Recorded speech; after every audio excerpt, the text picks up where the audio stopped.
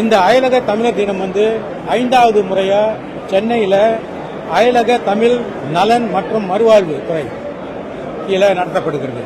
இதற்கு 100% வந்து தமிழக அரசாங்கம் தலைமையேற்று செய்கிறாங்க. திரளான கூட்டம், அதாவது உலக அளவில் இருக்கும் தமிழர்கள் ஒன்று கூடியிருக்காங்க.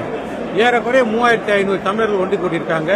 இன்று தொடக்க விழா தொடக்கி வைத்தது வந்து துணை முதலமைச்சர் திரு உதயநிதி ஸ்டாலின். சில குறைகள் இருக்கு.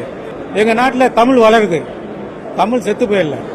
பல நாடுகளை பார்த்தோமா வந்துட்டு பெயர் தமிழ் பேரு, ஆனா பேச தெரியாது, தமிழ்ல எழுத தெரியாது, படிக்க தெரியாது. அந்த மாதிரி சூழ்நிலையும் இருக்கு. ஆனா மலேசியாவை பொறுத்த வரைக்கும் தமிழ் இன்னும் வாழுது, வாழ்ந்து கொண்டு இருக்கும். எந்த ஒரு ஆபத்தும் வராது என்று நான் உறுதியாக கூறிக்கொள்ள விரும்புகிறேன். இன்று நடந்த இந்த நிகழ்ச்சியில வந்துட்டு மேடையில் பலருக்கு கௌரவிக்கப்பட்டது. அதுல ஒரு சிறிய குறைபாடு என்னன்னா, ஏறக்குறை 25 பேர்த்த கௌரவிச்சாங்க. நல்ல ஒரு விஷயம். ஆனா வந்துட்டு மலேசியாவிலேருந்து வந்தவர்களும் கௌரவிச்சாங்க. ஒரே ஒருத்தர் தான் மலேசியா. எண்ணிக்கையை பார்த்தா தமிழ்நாட்டுக்கு அடுத்து அதிகமான தமிழர்கள் வந்திருக்காங்கன்னா இந்த மாநாட்டுக்கு மலேசியர்கள் தான். அப்படி இருக்கும்போது மலேசியாவிலேருந்து உங்களால வந்து ஒருவர் தான் கண்டுபிடிக்க முடிஞ்சா என்ற கேள்வி உருவாகுது.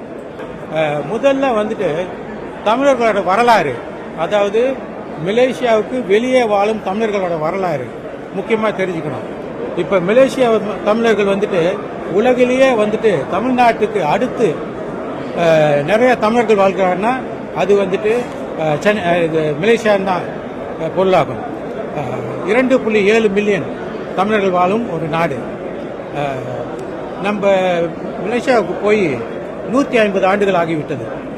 ஒன்றும் இல்லாமல் என் தகப்பனாரை கேட்டால் அவர் சொல்வார், ஒரு வேஷ்டியில் அவரோட பழைய துணியெல்லாம் கட்டிக்கிட்டு ஒரு மூட்டையாக கட்டிக்கிட்டு காலனி இல்லாமல் கப்பல் மூலமாக அந்த மூட்டை தான் அவருக்கு தலகாணி.